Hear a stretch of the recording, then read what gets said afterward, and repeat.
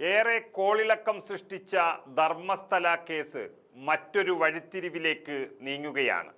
അതായത് വാദി പ്രതിയാകുകയും വലിയ ദുരൂഹതകൾ ചുരുളഴിയുകയും ചെയ്യുകയാണിപ്പോൾ. ദൃക്സാക്ഷി എന്ന പേരിൽ പറഞ്ഞത് മുഴുവനും കള്ളമാണെന്ന് പറയുമ്പോഴും അദ്ദേഹത്തെ ഇത്രയും പറയാൻ പ്രേരിപ്പിച്ച ഘടകങ്ങൾ അല്ലെങ്കിൽ പിന്നിൽ നടത്തിയ ആസൂത്രണങ്ങൾ എന്തൊക്കെയെന്നുള്ള ചോദ്യത്തിൽ തട്ടി നിൽക്കുകയാണിപ്പോൾ ധർമ്മസ്ഥല. സമീർ എന്ന യൂട്യൂബർ അടക്കമുള്ളവർ ചേർന്ന് നടത്തിയ ആസൂത്രണമാണ് ഇതെന്ന തരത്തിലേക്ക് കാര്യങ്ങൾ നീങ്ങുകയാണ്. അങ്ങനെ ധർമ്മസ്ഥല കേസിൽ വൻ ട്വിസ്റ്റ് വന്നതോടെ മുൻ ശുചീകരണ തൊഴിലാളിയായ ചിന്നയ്യ ഹാജരാക്കിയ തലയോട്ടിയെക്കുറിച്ചാണ് ഇപ്പോൾ വലിയ പ്രശ്നങ്ങൾ ഉന്നയിച്ചിരിക്കുന്നത്. ആ തലയോട്ടി സംബന്ധിച്ച ദുരൂഹതകൾ ഏറി വരികയാണ്. ആ തലയോട്ടി ആരുടേതാണ് എന്ന് ഇതുവരെയും വ്യക്തമായിട്ടില്ല. അതിലുണ്ടായിരുന്ന മണ്ണ് അത് ധർമ്മസ്ഥലയിൽ ഉള്ളതല്ല എന്നാണ് കണ്ടെത്തിയിരിക്കുന്നത്. ഫോറൻസിക് പരിശോധനയിലാണ് ഇത് തെളിഞ്ഞത്. ധർമ്മസ്ഥലയിൽ നൂറുകണക്കിന് സ്ത്രീകളെ അല്ലെങ്കിൽ പെൺകുട്ടികളെ കുഴിച്ചു മൂടിയിട്ടുണ്ട് എന്ന് പറഞ്ഞ ചെന്നയ്യ അന്ന് ശുചീകരണ തൊഴിലാളിയായിരുന്നു. അദ്ദേഹം എടുത്തു കൊണ്ടുവന്ന തലയോട്ടി ആദ്യം തന്നെ പ്രദർശിപ്പിക്കുകയാണ് ചെയ്തത്. അതിൽ ബലാത്സംഗത്തിനിരയായി കൊല ചെയ്യപ്പെട്ട ഒരു യുവതിയുടേതാണ് എന്ന് പറഞ്ഞ് തലയോട്ടി എടുത്തു കൊണ്ടുവന്ന് പ്രദർശിപ്പിച്ചുവെങ്കിലും അതിൻ്റെ പരിശോധനയിൽ ഇപ്പോൾ തെളിഞ്ഞു വരുന്നത് അതൊരു ആണിൻ്റെ തലയോട്ടി എന്നുള്ളതാണ്.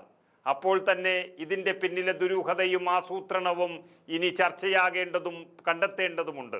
ചിന്നയ്യ നടത്തിയ മൊഴിയിലെ വൈരുദ്ധ്യമാണ് ധർമ്മസ്ഥല കേസിൽ വൻ ട്വിസ്റ്റിലേക്ക് അന്വേഷണ സംഘത്തെ തന്നെ നയിച്ചത്.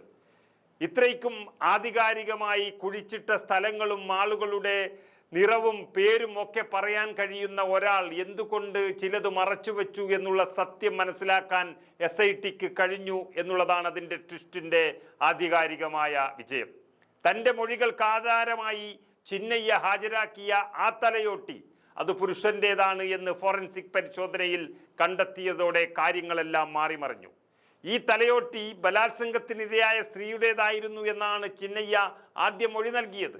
എന്നാൽ ഇതാരുടേതാണ് എന്ന് ഇതുവരെ വ്യക്തമായിട്ടില്ല. ധർമ്മസ്ഥല വെളിപ്പെടുത്തൽ സംബന്ധിച്ച ആസൂത്രണം നടന്നത് 2023 ചിന്നയ്യ പറയുന്നു. അത് തന്നെ വലിയൊരു ട്വിസ്റ്റ് സംഭവിച്ചിരിക്കുകയാണ്. ധർമ്മസ്ഥലയിൽ ഒരു സംഘം തന്നെ സമീപിക്കുകയായിരുന്നുവെന്നും 2 ലക്ഷം രൂപ തനിക്ക് നൽകിയെന്നുമാണ് ചിന്നയ്യ വെളിപ്പെടുത്തിയിരിക്കുന്നത്. പബ്ലിസിറ്റി ആഗ്രഹിച്ചാണ് കോളിളക്കമുണ്ടാക്കുന്ന വെളിപ്പെടുത്തൽ നടത്തിയത് എന്നും ചിന്നയ്യക്ക് മാനസിക വെല്ലുവിളി ഉണ്ടെന്നും പറഞ്ഞ് ഇയാളുടെ ഭാര്യയും രംഗത്ത് വന്നിരിക്കുന്നു. അതുകൊണ്ട് തന്നെ ഇതൊരു വ്യക്തമായ ആസൂത്രണമാണ് നടന്നത് എന്ന് പറഞ്ഞുകൊണ്ടിരിക്കുമ്പോൾ തന്നെ ആരാണ് ഇതിൻ്റെ പിന്നിലെന്നുള്ള അന്വേഷണമാണ് ഇനി നടക്കേണ്ടുന്നത്. അതുപ്രകാരം യൂട്യൂബർ സമീറിനെ ചോദ്യം ചെയ്തുകൊണ്ടിരിക്കുന്നു. ഇന്ന് വീണ്ടും ചോദ്യം ചെയ്യുകയാണ്. ധർമ്മസ്ഥലയുമായി ബന്ധപ്പെട്ട തെറ്റായ കാര്യങ്ങൾ പ്രചരിപ്പിച്ചു എന്ന പരാതിയിലാണ് ഈ നടപടി. ഇന്നലെ 5.5 മണിക്കൂറാണ് ചോദ്യം ചെയ്തത്. സമീറിൻ്റെ ശബ്ദ സാമ്പിൾ ശേഖരിച്ചുകൊണ്ട് സ്പെഷ്യൽ ഇൻവെസ്റ്റിഗേഷൻ ടീം അഥവാ SIT പരിശോധനയ്ക്ക് അയച്ചിട്ടുണ്ട്. അതുകൊണ്ട് തന്നെ NIA അന്വേഷണത്തെ കൊണ്ടുവരാനും സാധ്യത ഏറിയിരിക്കുകയാണ്. കർണാടകത്തിലെ പ്രതിപക്ഷം ആദ്യം മുതൽ തന്നെ ആവശ്യപ്പെട്ടതും അത് തന്നെയാണ്. ഇപ്പോൾ ഭരിക്കുന്ന കോൺഗ്രസ് സർക്കാരിനും അത് സമ്മതമായി വന്നിരിക്കുന്നു. കാരണം ഒരു നാടിനെ, ഒരു വിശ്വാസത്തെ എല്ലാം തകർക്കാൻ ആരോ ഒരുമ്പിട്ടിറങ്ങിയിരിക്കുമ്പോൾ അതിൻ്റെ സത്യമറിയാൻ സർക്കാരും ആഗ്രഹിക്കുന്നു എന്നുള്ളതാണ്.